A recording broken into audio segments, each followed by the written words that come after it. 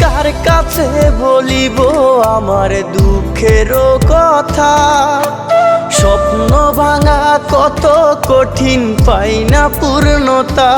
আমি কার কাছে বলিব আমার দুঃখের কথা? স্বপ্ন ভাঙা কত কঠিন, পাই না পূর্ণতা। আমার চোখের জলে ভাসে নদীরে, আমি নিজেই নিজে একা কাঁদিরে। আমি নিজেই নিজে একা হাসিরে। আমায় দেখলে সবাই পাগল বলে রে।